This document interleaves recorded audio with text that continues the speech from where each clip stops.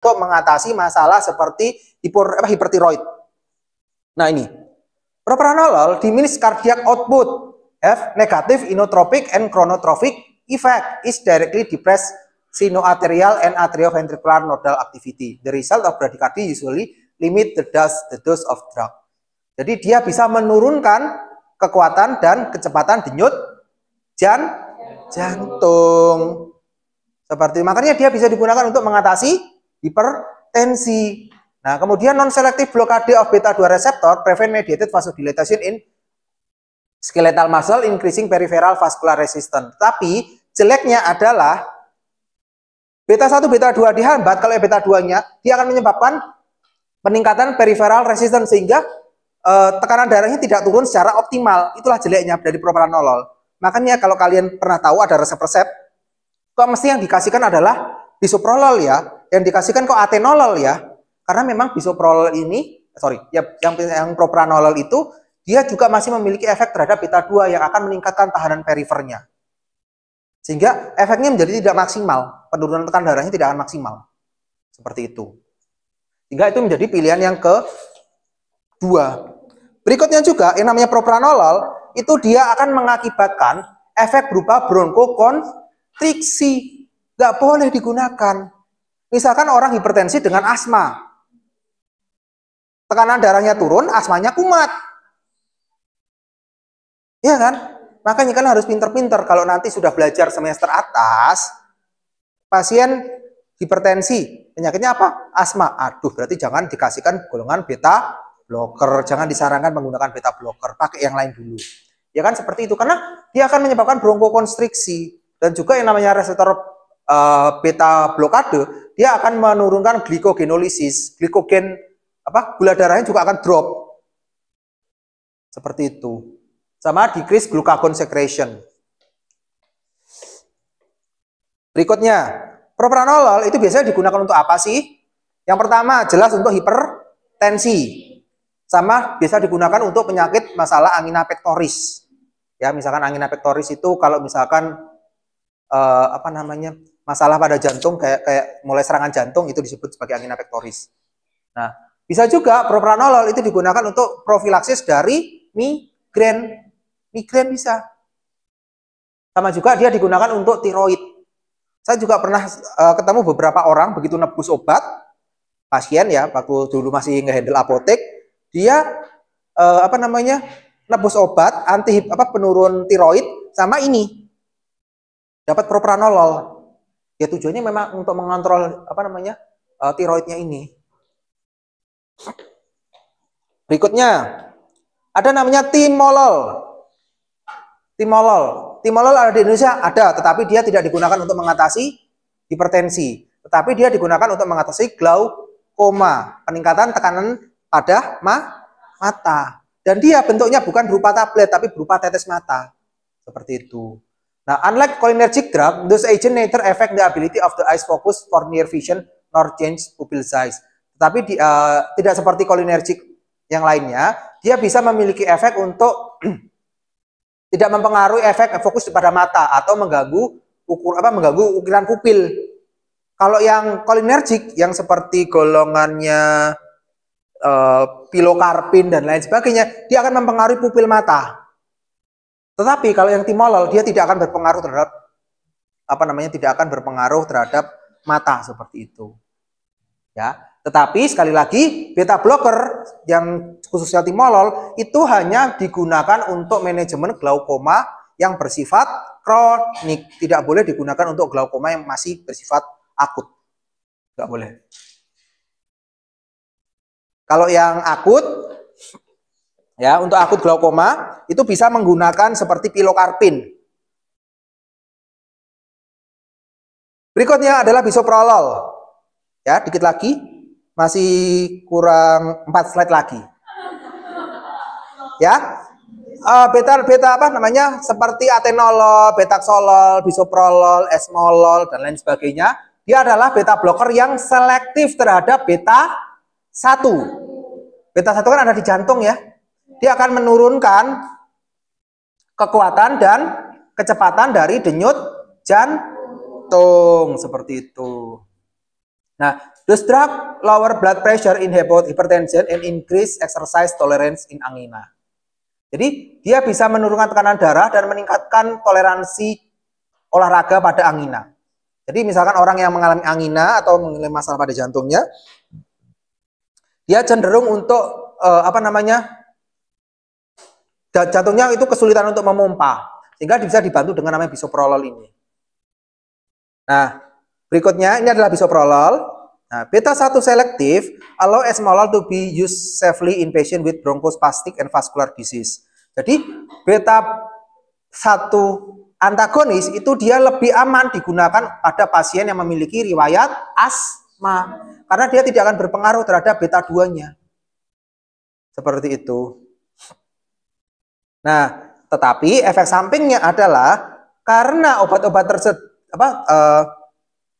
because of drugs have less effect on peripheral vascular beta 2 receptor, coldness of extremity. Jadi sering tangannya itu merasa dingin karena efek dari tidak adanya efek pada beta 2-nya tadi, sehingga ekstremitasnya kadang terasa dingin, tangan-tangannya menjadi lebih dingin, yaitu memang efek samping dari penggunaan obat yang selektif pada beta 1. Nah, yang selektif beta 1 itu bisa digunakan untuk 2 hal ini. Apa? Yang pertama untuk angina pectoris, yang kedua untuk CHF, congestive heart failure. Apa sih yang membedakan antara jantung normal dengan CHF? Kalau kalian lihat, ini, ventricle kirinya ini. Iya kan? Kan jadi lebih kecil kan ruangnya. Sehingga ini kalau dipompa kan otomatis jadi kemampuannya kan akan berkurang kan? Jantung kemampuannya untuk memompa menjadi berkurang. Sehingga orangnya jadi ngos-ngosan, gampang ngos-ngosan. Jantungnya olahraga sedikit capek, naik tangga capek. Ya ini. Gagal jantung kongestif. Nah, ini bisa menggunakan obat-obat golongan beta blocker. Dia akan menurunkan kekuatan denyut jantung sehingga meningkatkan efektivitasnya. Toleransinya dia akan meningkat seperti itu.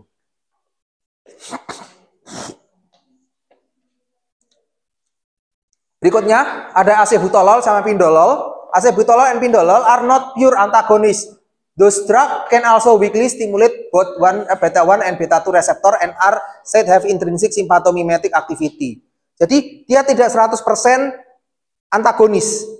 Tetapi kadang ada kalanya dia juga memiliki efek, bisa memunculkan efek berupa menstimulasi reseptor beta 1 dan beta 2. Jadi dia itu seperti agen ganda. Agen ganda. Kalau ada yang suka nonton One Piece, ada yang suka?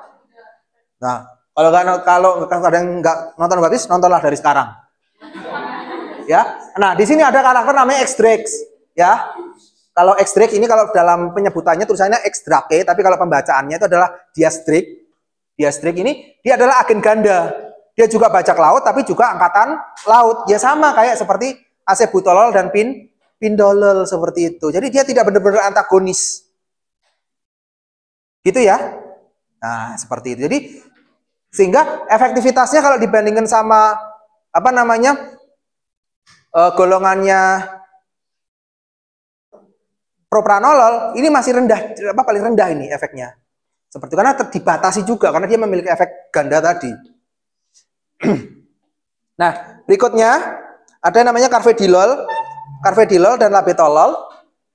Labetalol are non-selective beta blocker with concurrent alpha 1 blocker action and that produce peripheral vasodilatation, thereby reducing blood pressure and does not cause reflex tachycardia. Nah, menariknya adalah seperti ini, labetalol dan carvedilol, jadi dia bekerja pada reseptor beta 1 dan reseptor alfa 1. Beta 1 dia menurunkan kekuatan dan kecepatan denyut jantung, tetapi alfa 1-nya dia akan menyebabkan vasodilatasi sehingga dia lumayan baik untuk orang yang tekanan darah tinggi seperti itu. Dia contrast with other beta blocker that produce initial peripheral vasoconstriction. Nah, tapi dia malah menyebabkan vasodilatasi sehingga dia cukup baik untuk menggunakan beta blocker ini. Seperti labetalol atau carvedilol ini. Di Indonesia sudah ada mereknya itu, bukan endorse ya. Nah, berikutnya adalah labetalol dan carvedilol. Labetalol is an alternative to methyldopa in treatment pregnancy-induced hypertension. Jadi yang namanya labetalol itu dia memiliki efek yang baik pada pengobatan hipertensi akibat kehamilan. Dia adalah alternatif dari methyldopa. Seperti itu. Nah, kemudian labetalol itu juga bisa digunakan untuk mengatasi krisis hipertensi. Karena apa? Kerjanya tadi dua, ingat. Dia menurunkan tekanan kekuatan sama kecepatan denyut jantung sama menyebabkan vasodilatasi. Otomatis tekanan darahnya itu lebih cepat turun. Nah, ini biasanya digunakan untuk mengatasi masalah emergensi hipertensi yang misalkan begitu masuk tekanan darahnya 200, 210. Itu harus cepat-cepat diturunkan. Karena kalau nggak cepat diturunkan, merusak organ-organ yang lain. Seperti itu.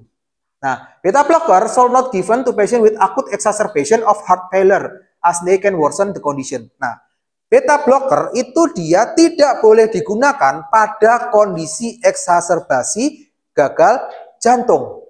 Tapi untuk maintenance mungkin masih boleh. Tapi kalau misalkan orang masuk rumah sakit, nah itu disebut sebagai kondisi eksaserbasi. Kondisi serangan. Nah, itu nggak boleh pakai carvedilol. Seperti itu. Oke? Nah, efek sampingnya adalah ini. Bisa jadi orang-orang yang mengkonsumsi labetalol atau carvedilol, dia bisa memunculkan hipotensi ortostatik. Karena tekanan darahnya tadi jalannya dibuka, kekuatannya juga dikurangi jantungnya. Sehingga otomatis tekanan darah akan drop. Bisa jadi dia menyebabkan hipotensi. Oke, sampai sini sudah mulai pusing? Sudah pusing, cepet banget ya. Oke, mungkin gitu aja pertemuan kita pada sore hari ini. Nanti untuk materi yang kolinergi nanti bisa dilihat di YouTube saya ya. Nanti linknya akan saya share di Teams. Oke, kita akhiri pertemuan kita pada sore hari ini. Terima kasih atas perhatiannya. Tadi kita memulai dengan berdoa, maka kita akhiri juga pertemuan kali ini dengan berdoa. Berdoa menurut agama dan kepercayaan kita masing-masing. Dipersilahkan. Berdoa selesai. Oke, terima kasih atas perhatiannya. Selamat sore. Ya. Yuk.